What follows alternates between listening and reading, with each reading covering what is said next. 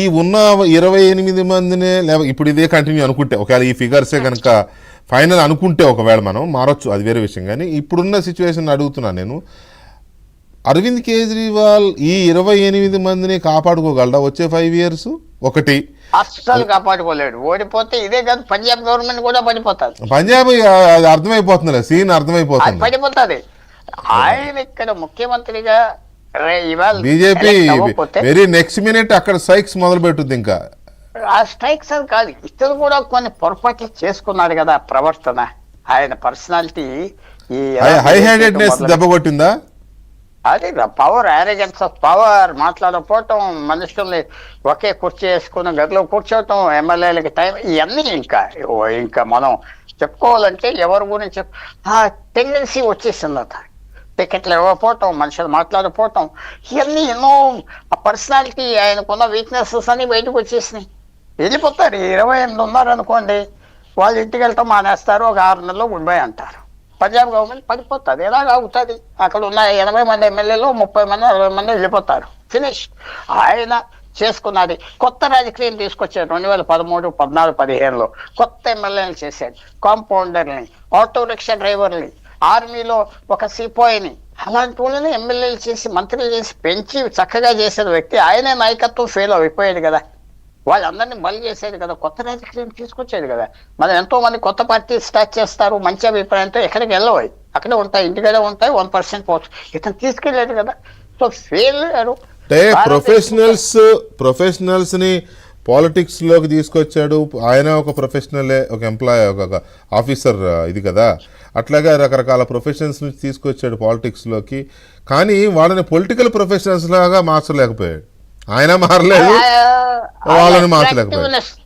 వాళ్ళ attractiveness professional politics కాదని. అదే కదా, ఎప్పుడైతే ప్రొఫెషనల్ గా తయారయ్యాడో కేజ్రీవాల్ ఫెయిల్ అయ్యాడు. మీకు చిన్న ఉదాహరణ తీసుకొస్తామని 1 minute ఐ రిక్వెస్ట్. 2013, 2015 100 మంది ఎన్ఆర్ఐస్ వచ్చి క్యాన్వాస్ చేశారు ఆయనకి. మీరు మర్చిపోయారేమో, ఢిల్లీలో గుర్తుంది. అలాగే మన పంజాబ్ లో కూడా ఎన్ఆర్ఐస్ 100 మంది వచ్చారు, గెలిపించారు. కాంగ్రెస్ హౌస్ట్ చేశారు అకాలీదళ్, కాంగ్రెస్, బీజేపీ. అది పోయి ఎవరు ఒక్కడ కనపడలేదు. ఈసారి ఒక్కడ కనపడలేదు. ఆమ్ ఆద్మీ పార్టీ టోపీ పెట్టుకుని తిరిగిన ఒక్కడో. మరి ప్రొఫెషనల్ అయిపోయాడు కదా పాలిటీషియన్, అందరిలాగా అయిపోయాడు కదా. అందువల్ల పోయింది. వాడి అట్రాక్షన్ ఎప్పుడు పోయిందంటే మధ్య తరగతి వాళ్ళు అందరికీ వీడు అలాంటి వాడే, వీడంటే పెద్ద తేడా ఏమున్నది అని. వీడు ముందు మంచిగా ఉండేవాడు, యాక్సెసిబుల్ గా, ఎమ్మెల్యేలు యాక్సెసిబుల్ గా ఉండేవారు, కనపడేవారు, ఆటోల మీద తిరిగేవారు.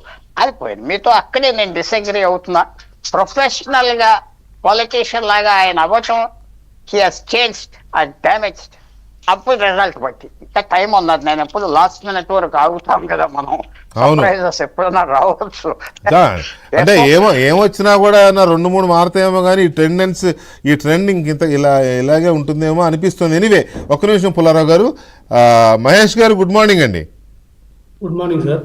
మహేష్ గారు, మీరు ఇక్కడ నుంచి అబ్జర్వ్ చేస్తున్నారు, పార్టీలో ఎలాంటి పోకడలు ఉన్నాయి, తర్వాత అరవింద్ కేజ్రీవాల్ ఏ పునాదుల మీద, ఏ స్లోగన్తో రాజకీయాల్లోకి వచ్చారు, ఎలా వచ్చిందనేది చూసుకుంటూ వచ్చారు కదా మొదటి నుంచి.